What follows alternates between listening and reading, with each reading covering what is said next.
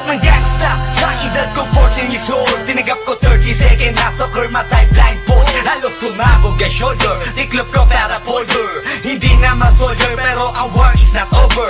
Aking burn ay forever, nasa magkabilang daliri. Mga tusok ng karayo, marka ng mananatili. Alam ko mali pero buhay ko dito naging makulay.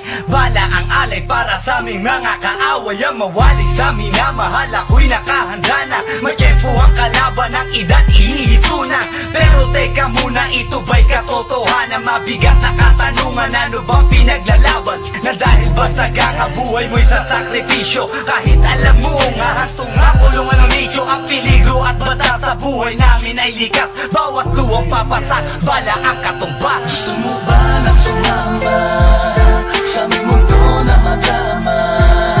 At may halong lungkot at saya, at may kababala ang pagtubos sa sala ng iba. Ang kaligtasan sa isa't isa inasa. Yan ang buhay ng gangsta. Yan ang buhay ng gangsta. Buhay ng gangsta.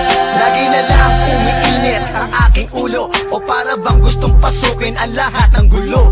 Ang pulo lumalabas pag pumutok na ang barel. Ang pagiging sa kalsada, yan ang aking papel. Ako ay laging gigil, kaya't minsan napapasaba sa away ng iba, kaya't heto't napapahama. Pero pag hinahamak, umiiral na ang puot. Kundi suntok, may tutumba na lang sa isang putok. Ito na ba ang sagot? Para masabi lang na G, hindi ko to pinili. Pero bakit nagsisisi ang tulad ko? Paano kung kunin mo na ako? Sino na lang titingin sa mga maiiwan ko? Kaya nagsusumamo, pakinggan aking dalangin. Ang tamang daan ay ituro mo sa akin. Nang aking pamakita pagbukan liwayway.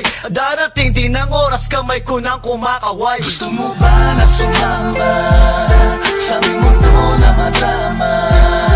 At may halong lungkot at saya, at may kababala